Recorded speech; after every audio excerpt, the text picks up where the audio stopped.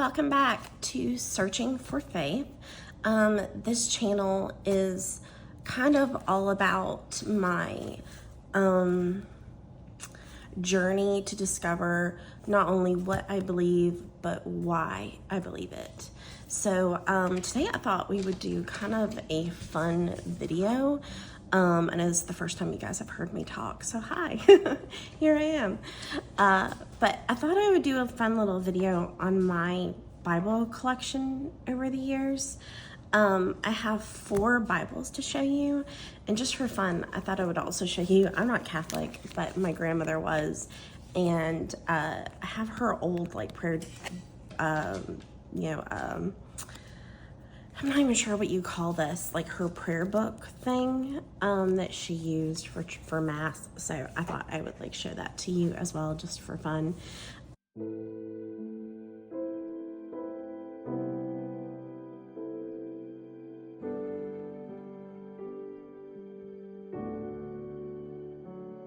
But yeah, so we have almost all of the Bibles that I have owned. My first ever Bible was, I was born in the early 80s, so my first ever Bible was a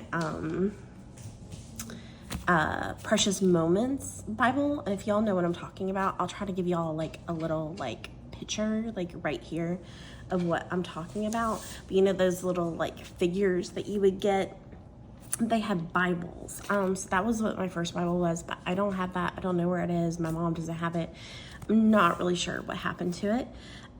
So the first Bible we're actually going to look at is my teen study Bible. And this Bible, I'm not even sure. Sorry, I just hit the camera. I'm not even sure. I know y'all are like, what in the world is going on? So my dad was a building contractor. And if you were a kid and a teen in the 80s and 90s, you remember that you had to cover books. So I never got the cool colored paper or those stretchy ones or anything like that. My dad would just literally cover our textbooks with like anything he had on hand. Usually it was brown grocery bags, paper grocery bags, but he would also use drafting paper. And this is my teen study Bible, and it got, I'll show you like the intro page to give you like a better idea of like what, hopefully I didn't, yes, this is called the Teen Study Bible. And I used it so much that the front cover, it was a hardback, the front cover literally came off. And so my dad got some like, I think this is the original cover, like actually underneath this, but I don't want to peel this off like completely, but I'm pretty sure underneath this drafting paper, which I'm only going to peel off like a tiny bit, or this is duct taped board. I think he took the, oh yeah, see it's like board right here. So he like took like some sort of like, it might even be just like cardboard, and fashioned a new cover, covered it in duct tape, covered it in drafting paper, and rebound my Bible for me as a kid. This is originally mine, and this is where I put my name, and then my brother, when I went to college, stole this Bible from me. My brother is 8 years younger than me, and he stole it from me. He scratched my name out and wrote his name. But yeah, so this is my Bible from the teen years. So I just thought it would be fun. Gosh, this is so like old and dirty. Like literally my name is Tracy Hanson. I got this Bible from Daddy, and the date is 10/31/93. So I got this Bible in 1993 when I was 12 years old.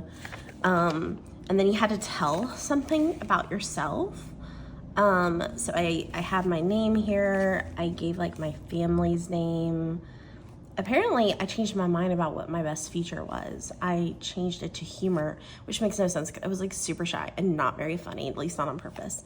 Or maybe actually, unless my brother scratched that out. My brother like changed this stuff. So for me, 3 things I'm good at. I said baton, chorus, and talking, which is not a lie. And yes, I was a baton twirler. But my brother wrote basketball and humor. I said I like to read the Bible when I'm feeling sad, and then my brother added mad and scared.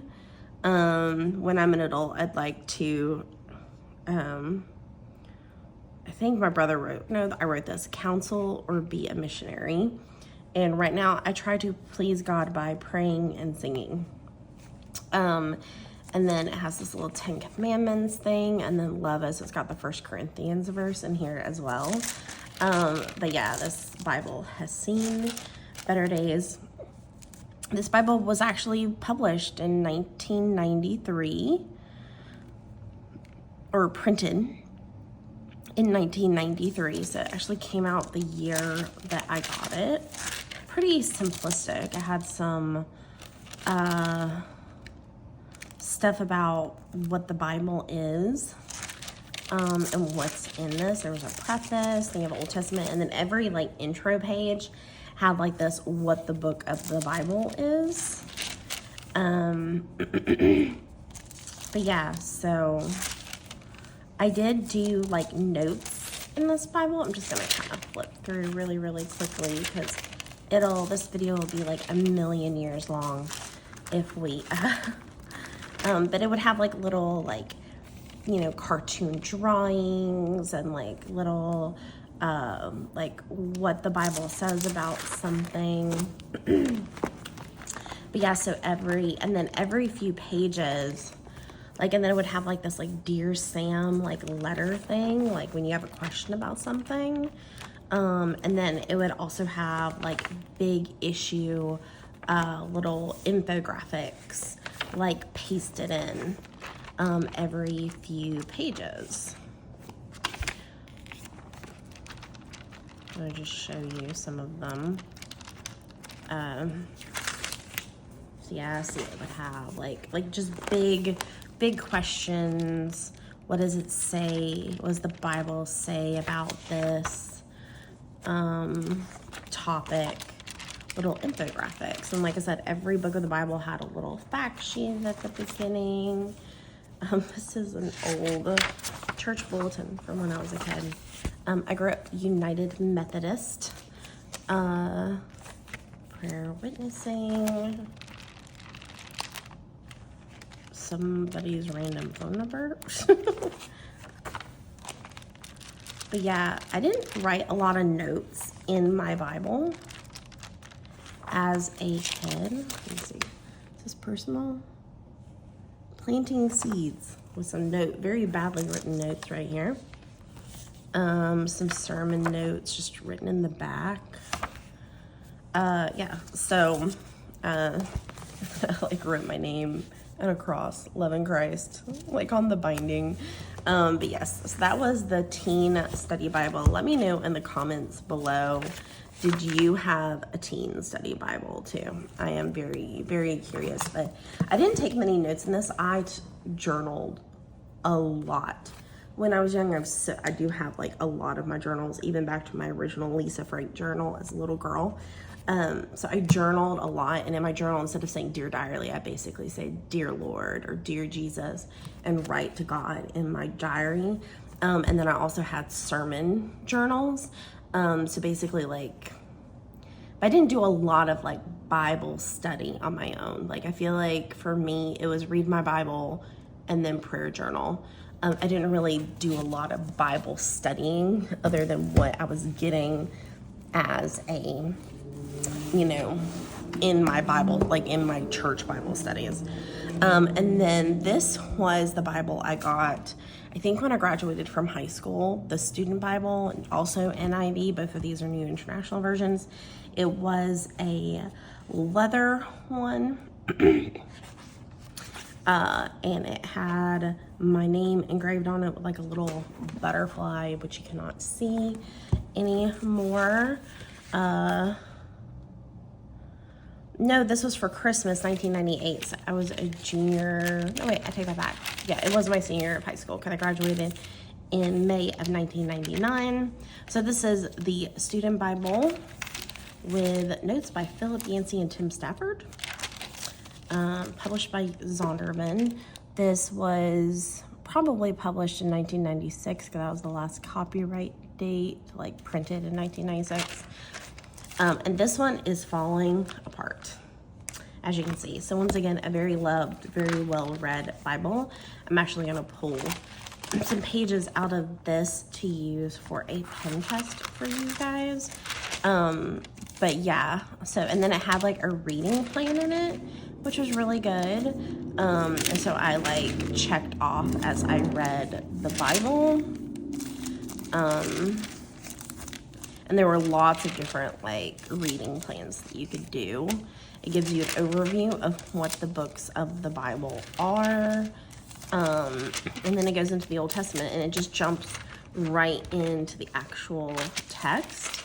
But it did have reading plans for each individual book too, which was really good. And it had lots of just little study things, informational things about that particular book of the Bible. I feel like because I was in college when I had this Bible, I probably did do more like general notes than I did, because I was actually, believe it or not, you haven't heard much about me, but I was a ministry major in college. I was a Christian ministries major. So I was getting a lot more in-depth Bible study, but once again, I was only doing what was required for my classes. I wasn't doing, I was praying, I was journaling, but I wasn't really doing a lot of like in-depth Bible study like on my own back then. And honestly, nobody told me to. Like, nobody said, take what you hear and go back and, question it and read about it for yourself and come to your own conclusions. Lots of notes in the Psalms. But I just used pen, no highlighter. So once, I feel like if anything, this teaches you that there's no wrong way of taking Bible notes. It does have a brief introduction to a book for you. Here's some more notes, a lot of notes in Matthew. Whoa, I really marked up Matthew and the Gospels for myself. Lots of just notes in pen. But I will say that I feel like there are way more stationery supplies and definitely Bible journaling supplies available now than there was. There were highlighters, but I wasn't really into stationery. I was into stationery, but now I'm a level that I'm into stationery now. But yeah, so that is the student Bible. Like I said, both of the first translations I had were New International Version. The maps in the back. Yep. So that was my Bible for all of my college and young adult years. Once again, very, very loved. I also had after college, I got a keyword study Bible that had a Greek and Hebrew lexicon in it. I don't know what happened to that one. I think I may have Goodwilled it after COVID, because before COVID, because we moved from one big apartment to a very, very small apartment. We downsized, and so we had to purge a lot of stuff. And so I think I got rid of my keyword study Bible then, because I just wasn't, I'll tell you more in my testimony at a later date, but I wasn't doing a lot of studying or reading the Bible back then. But yeah, so when I got married in 2006, again, I got NIV. I don't know why I didn't branch out to other ones, but I know I got I know I had an NASB in college, because they required us to have an NASB Bible, but it was just a very generic, boring, hardbound one that I had for college, and I don't know what it did with it. But I got this really beautiful, very dirty now. I don't know how I got all this. It looks like it has putty or Play-Doh on it. I don't even know how that happened. But this really beautiful Bible when I got married in 2006. But I didn't really read it very much. This is pristine. It does have a little bit of like a glossary at the back and the maps. But yeah, like I barely touched this Bible. Look at that. Once again, in my early years of being a Christian, and I got saved pretty young. I mean, I was always raised Christian, but I didn't get like saved until I was 12. But like that first like decade and a half of my life as a Christian, I was a very devoted Christian, and I, like I said, prayer journaled a lot, and I would read, but I wouldn't study, if that makes any sense whatsoever. So very pristine, very beautiful, barely touched Bible that I got after I got married. And then I also have what I use now. I have two Bibles that I use now. I just got this Bible when I started my new journey to relearn, and this one is a CSB translation. It is the Apologetics Bible. I will link below like some of the videos of my like setup of this Bible, but this is the, a lot of pre-pages, but it is the Christian Standard Bible. And I did some research on new Bible translations and like which one to get. So this is one of the translations that this Apologetics Bible came in. So it's got all these like intro pages on what is apologetics, and then it gives you an introduction to the Bible itself. I actually did a more in-depth like kind of intro to this Bible, so I will link that below. But it has lots and lots of good notes at the bottom and gives you a lot of information about like what questions people have about certain verses. It gives you cross-referencing that you can check. It gives you lots of apologetic articles by famous apologetics throughout, giving you lots and lots of information. So far this Bible has been very, very good. I am on a reading plan right now, and I've been using, I created like a color code key, like this. So this is kind of the key that I've been using to mark up my Bible as I'm studying. So, I'm right now on history and the law still. This is where I'm in Genesis on history and the law. I'm on 2nd Chronicles for Chronicles and prophecy. And then I'm in Psalms still for the poetry books. And then for, wait, where did my other one go? Oh, here it is. And then for the New Testament, I am in Luke currently. So I do love this Bible, and I'm definitely going to hold on to this to help with my Bible study. But one thing I've quickly learned is that I want to be able to take more notes like in my Bible itself, because I'm taking most of my notes in a journal, but I want to be able to come back to my notes. So I did order, and we'll like film like an unboxing and first impressions of it for you guys. But I did order a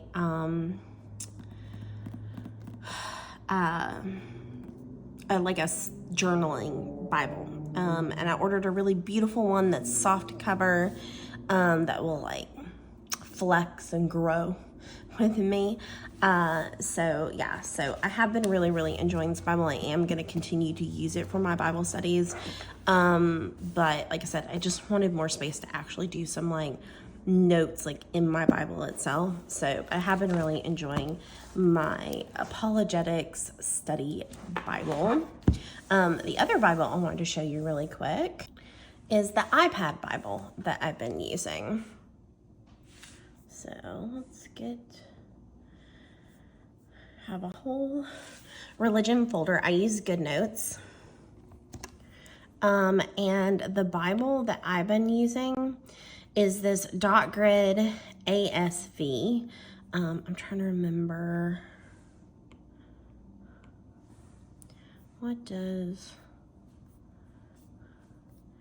American Standard Version, I think is what it stands for. Whoa, let's see. let's see, Digital American Standard Version, is what this Bible is. It's really good at navigation. Like if you need to get back to this page, you just click the binding. And like the last sermon I heard was actually in Acts 6. And so it's really good, and it's actually got like page, like it's got a margin, so I can actually take notes in this. So this is what I use for church. I've been taking my iPad with me to church. I don't know how well y'all can see that. I don't know if like the brightness hurts or helps it. Maybe I'll take it down a little bit. There you go. Okay, I feel like the brightness may have been taking it down a little bit, but I'll show you guys again. So you just hit the binding, so we can go back to Acts again. I was in Acts 6, but if I want to go back, I just click the binding and it takes me back to the menu. Like I said, we were in Acts 6 last Sunday. Oops.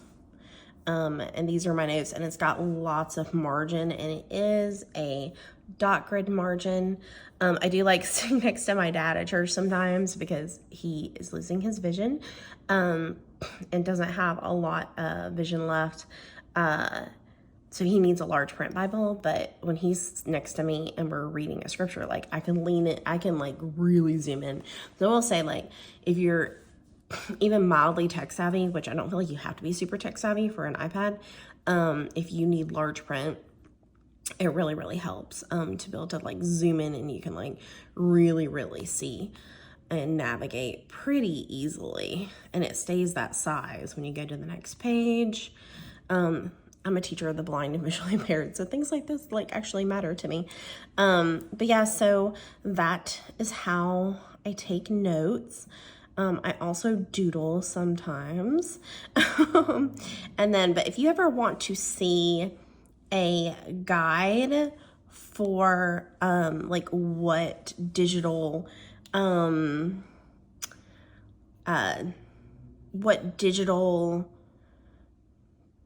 things I'm using to help with my Bible study. But this Holy Bible was actually purchased on Etsy, so I will link below the shop that I bought my digital Bible from. But that is another Bible that I'm using right now as we speak. But I will do, if you want, let me know in the comment section below if you want like a whole like video guide on, you know, what I use for digital tools for Bible study. And my Apple Pen, like, saves my life. That thing, like, I use it. I also use that for my iPad for work.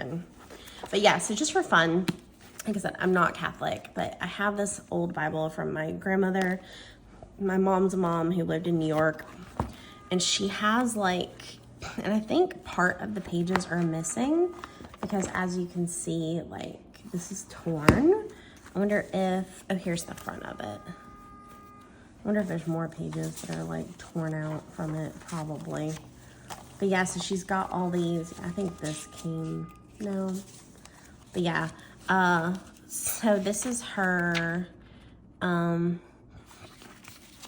it looks like her priest gave it to her, Father Guy, in 1967.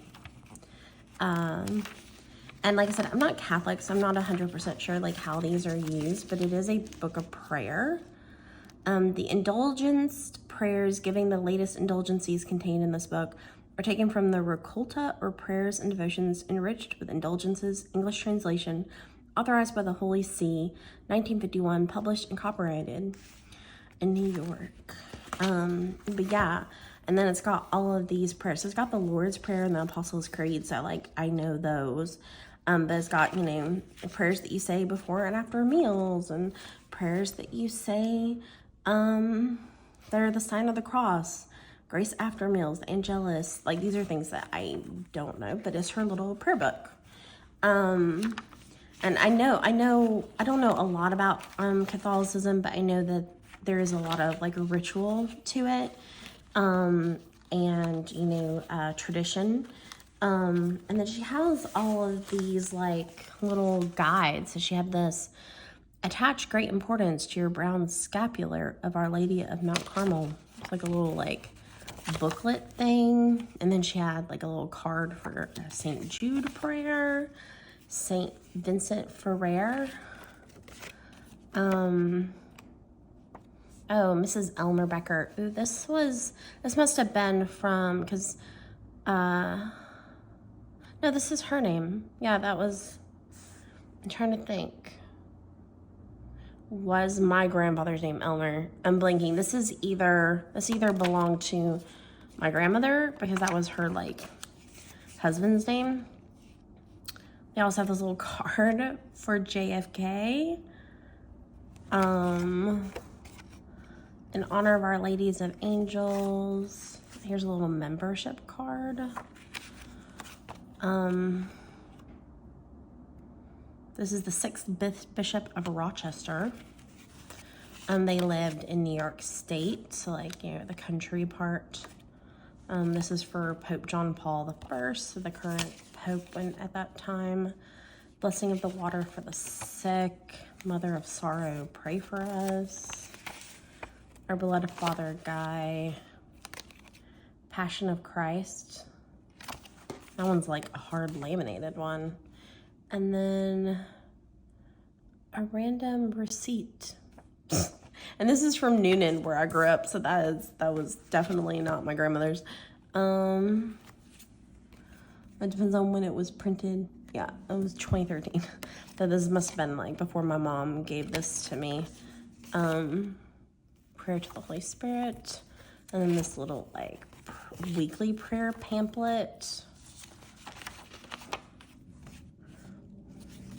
So yeah, she had all these little cards like stuck on the inside. But yeah, I just thought it was really cool. I'm really big on history and remembering those who came before us and all of that. So I just feel like it's like a little memory in this tiny little prayer book that she held this in her hands when she was at church.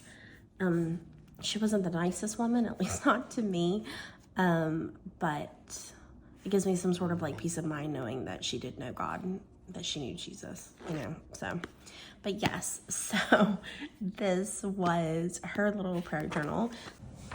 I almost forgot to show you guys my illustrating Bibles. So I have two.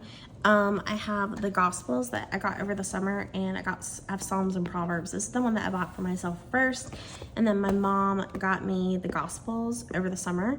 I try to fill these two up, and then once I fill them up, I may get the one that's like the whole Bible. But these are for just decorating. Like these are, that's probably the wrong word. These are like my artistic Bibles. These aren't for study. I mean, they're more for artistic worship. I guess that's the right way to put it. Reflecting God's glory, and you know, worshiping Him through art, essentially. So they're not really for journaling so much as expressing my love for God through artwork. So if you are bothered by covering up words or painting over, like if this bothers you, or we'll go to John 3:16. If this right here bothers you, if you feel like it's sacrilegious to cover up the biblical text, one, that's a little silly, and two, this Bible isn't to be necessarily reread. I have other Bibles for that. This Bible is for artwork purposes. This is for me to read scripture, be inspired by certain verses, and reflect that through art in some form or fashion. I'm not the most amazing artist in the world, but I like to draw. I like to paint. I like to be artistic. I like to be crafty. Doesn't mean I'm an amazing artist, but it's not about my talent. It's not about my artistic abilities. It's about worshiping God and reflecting God's glory. So the things that I create are about God, not about me. So it doesn't matter how good my artwork is, if that makes any sense. But yeah, so these aren't for Bible study. These are for artwork. So yeah, so I do have these two. I have, like I said, I have the Gospels, and then I also have the Psalms. This is probably the first one you ever saw. If you want to see me doing these, I posted these all on like a speed through of me doing this artwork. I do them on my shorts, and then on Instagram as well, although for some reason I'm locked out of Instagram right now, so I need to figure out how to get back into Instagram. But I have taken a very long break filming and editing.